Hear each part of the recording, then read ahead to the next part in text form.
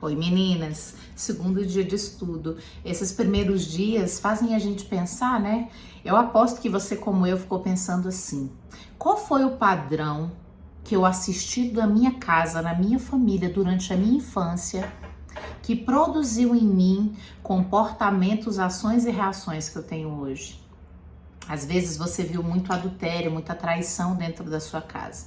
Foi o que aconteceu comigo, né? Lá na minha família, as mulheres praticamente todas, se não todas, eram divorciadas, e a única, que é a minha avó, que não era divorciada, era uma pessoa que tinha um casamento muito infeliz.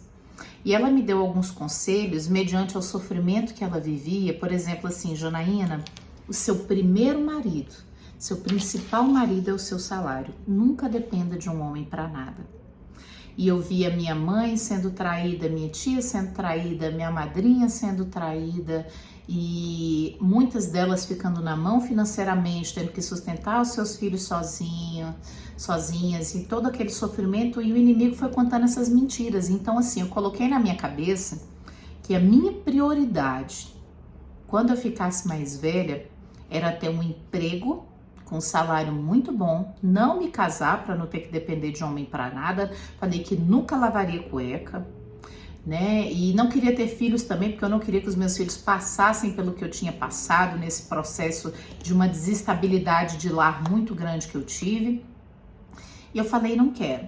E aí aquele negócio, né? A gente cospe para cima, como diz no interior. Eu me casei com 20 anos, eu tenho 3 filhos, eu lavo cueca, cozinho, e resolvi viver o que Deus tinha para mim, ao invés daquilo que eu tinha visto o inimigo fazer na vida das pessoas da minha casa. Eu resolvi quebrar um padrão, eu resolvi ser a mulher que ia lutar para ser o primeiro casamento que não ia haver divórcio na minha casa. Eu resolvi ser uma das primeiras que não abriria mão dos filhos, que criaria até o fim. Eu resolvi ser boa mãe, eu resolvi ter uma profissão, mas uma profissão que, mesmo que eu ganhasse menos, eu conseguisse ter uma manutenção dentro do meu lar, eu conseguisse estar presente, que a minha mãe tinha que me sustentar sozinha e ela trabalhava tanto que a gente mal se via. Eu resolvi quebrar todo um padrão.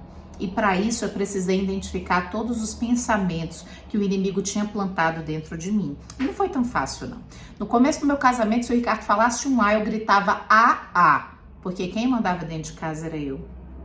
Eu tive uma sobrecarga, gente, de trabalho tão grande. Eu ganhei a Alice, eu não tive nem resguardo, eu voltei para a empresa para trabalhar e eu levava a neném comigo, ela adoecia, eu trabalhava num lugar fechado, cheio de documento, porque eu não queria que ele olhasse para mim e ele tivesse uma superioridade financeira a ponto de achar que ele era mais do que eu em alguma coisa. Então, porque eu fiquei no meu subconsciente o que aconteceu com as mulheres da minha casa. Eu lembro de eu falar assim: Ricardo, eu vou fazer uma poupança, porque se você arrumar alguma mulher, eu não quero ficar na mão. Ricardo, nananã dos meus filhos. Olha, eu vou ensinar os meus filhos desde cedo para, se eu morrer ou se eles tiverem uma madrasta, eles não sofrerem na mão da madrasta, eles serem independentes. Ou seja, eu trabalhei, eu gastei toda a minha energia acreditando em mentiras que o inimigo colocou na minha mente, que foram realidades que ele plantou na mente de mulheres na minha casa. Eu me sentia completamente vulnerável se eu confiasse, por exemplo, que o Ricardo conseguiria manter a minha casa financeiramente. E eu não estou dizendo que esse é um padrão, que a mulher não tem que trabalhar, não é isso, até porque eu trabalho ainda, só que eu trabalho menos. Eu decidi ver os meus filhos crescerem, mesmo ganhando menos. E um dia eu entendi que pela Bíblia Deus tinha separado os papéis, que eu não tinha que fazer o meu papel e o papel do Ricardo. Eu estava muito sobrecarregada porque eu fazia o que eu tinha que fazer. O papel do Ricardo, eu tinha o meu ministério, então eu ainda trazia o problema das minhas discípulas para casa, das mulheres em que eu cuidava, e chegou um momento que a minha cabeça deu PT. O inimigo conseguiu o que ele queria, ele me esgotou. Eu não era nem uma boa serva de Deus, eu não era uma boa esposa, eu não era uma boa mãe, eu não era uma boa pessoa, eu não era mais boa em nada, porque eu tentei fazer tudo, inclusive o que não era meu. E eu precisei quebrar todo esse ciclo de pensamentos, entender qual era o meu papel, qual que era o papel dele, e deixar ele exercer os papéis que eram dele.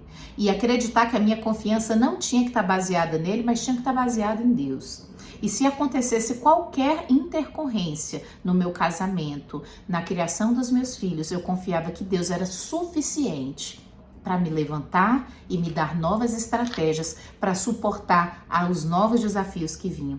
Eu tenho uma vida mais leve, eu sou curada, eu tive que tomar remédio por 1 ano nessa época, não fiquei bem, não dormia direito, engordei bastante. Mas eu consegui entender que estava acontecendo uma batalha, mas que quem ia vencer era quem eu alimentasse mais. Eu resolvi alimentar o meu espírito e o diabo perdeu. E o meu desejo é que com essa cicatriz que eu tenha, Deus cure feridas no seu coração também. Não importa se o seu marido é bom ou não para executar a função dele. Importa é que a gente tem que fazer aquilo que é a nossa parte. Porque quando a gente pega peso demais, a gente encurva, a coluna não aguenta. Olha o lado do João. Né? Lembra do lado de Maria, que ela viu o pai dela, que era muito assim, ela disse que não ia depender de ninguém, acabava que ela era o homem e a mulher na casa. Pronto, esse era o lado de Maria. E nós vimos aqui também que as ferramentas que a gente consegue para combater esses pensamentos, a mais importante é a palavra, oração, louvor, e está nos expondo a ministrações, a pregações, a cursos como esses, porque a verdade vai entrando. E onde existe claridade, a gente vai descobrindo aquilo que está fora do lugar e vai colocando no lugar. Mas olha o lado de João, gente. O João, ele teve outra história completamente diferente. Ele sempre quis ser um grande homem, um chefe de família e tudo, mas desde que ele é pequeno, ele é muito distraído e desengonçado. Então, o que acontece? Sempre que ele ia, por exemplo, almoçar em família, ele acabava esbarrando e derrubando um copo. E a mãe dele ficava o tempo inteiro lembrando para ele o tanto que ele não era competente, o tanto que ele precisava se esforçar para ser melhor. E aí ele se esforçava e quanto mais se esforçava, mais nervoso ele ficava. Quanto mais nervoso ele ficava, mais ele quebrava as coisas, mais ele esbarrava nas coisas, mais ele estragava as coisas dentro de casa. E aí ele foi perdendo autoconfiança através de tudo que ele ouvia da mãe dele. Olha só, João, ele está se escondendo da responsabilidade porque ele odeia confrontos. Ele foi confrontado durante toda a infância dele. Ele prefere tomar uma atitude passiva. Ele pensa assim, bem, se eu deixar essa situação como tá, talvez ela se conserte por si mesma. Ou então ele pode pensar assim, já que eu vou estar errado de qualquer maneira, para evitar o confronto eu nem me movimento. Às vezes ele até fala assim, eu vou orar a respeito. Lembrando que a chave da vitória não é orar, é oração. É você falar com Deus e você agir. Por isso que ele sempre estava no mesmo lugar. Olha só.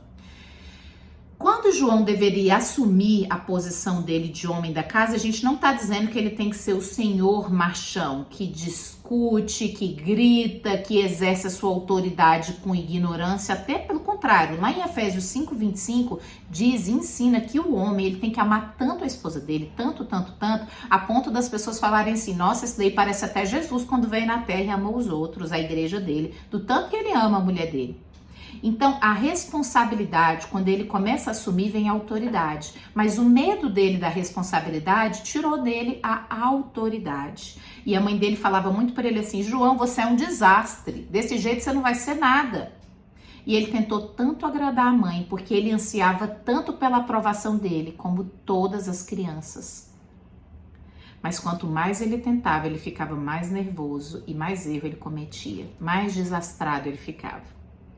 Ele também experimentou algum tipo de rejeição por parte das crianças com quem ele desejava ser amigo. Esse tipo de coisa acontece com todas as crianças, mas no caso dele, arrasou João, porque ele já se sentia antes rejeitado pela mãe dele. Tá vendo como o inimigo vai fazendo de pouquinho em pouquinho? Na escola, qualquer criança vai ser rejeitada, mas João já era tão rejeitado, não é que a mãe não amava ele. A mãe não sabia se direcionar para ele. E ele acabava se sentindo rejeitado pela mãe e qualquer outra rejeição trazia muito trauma para ele. Então ele não se expunha, ele não se colocava numa responsabilidade de autoridade por esse medo de rejeição. Olha só, o inimigo trabalhou em João construindo fortalezas em sua mente por anos e anos e anos. E João simplesmente não teve coragem para ser outra coisa além de quieto, tímido e introvertido. Isso dói tanto no meu coração, Porque eu vejo tantas pessoas quietas, tímidas, introvertidas, porque foram muito rejeitadas e o inimigo colocou fortaleza na mente pelo medo de rejeição e essas pessoas decidiram se calar, se apagar, não chamar atenção. Ele falava assim no subconsciente: eu vou perder de qualquer maneira no final. Então por que eu vou me esforçar para qualquer outra coisa? Mas olha os pensamentos que Deus tinha a respeito do João. Lá em Lucas 4, no versículo 18 e 19. João, falando o nome dele já, hein?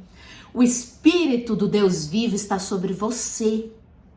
E ele te escolheu e te separou para você falar de boas e alegres novidades do Evangelho para as pessoas. Ele está te capacitando para que você possa evangelizar os pobres, para proclamar liberdade àqueles que estão presos e têm fortalezas nas mentes, e restaurar as visões daqueles que não conseguem enxergar aquilo que Deus diz a respeito deles. Para você colocar em liberdade aqueles que estão oprimidos pelas mentiras do inimigo.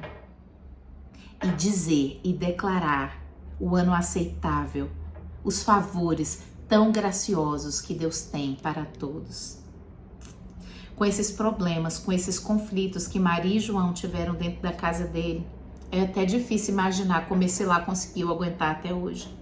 Mas isso é o que acontece na maioria dos lares hoje. Na maioria dos lares. Discórdia nem sempre é guerra.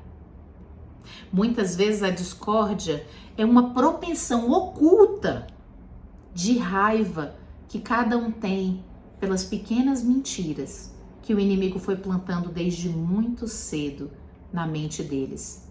E o diabo ama isso. Ama deixar a casa de cabeça para baixo. Para encerrar esse primeiro capítulo, para que a gente comece a enxergar mais ou menos as estratégias do inimigo. O nosso passado, ele pode até explicar o porquê que a gente age e reage de determinada maneira. Mas ele não pode ser uma muleta para a gente dizer: eu sou assim porque isso aconteceu comigo. Nós poderemos até estar escravizados hoje com as fortalezas que o inimigo mentiu e a gente não sabia. Mas a gente só vai permanecer escravo se a gente quiser. Porque hoje nós temos a saída, que é sermos expostos ao que Deus diz ao nosso respeito, ao que Deus diz sobre o nosso futuro, ao que Deus diz sobre a nossa família. E até olhar para outra pessoa com mais misericórdia também.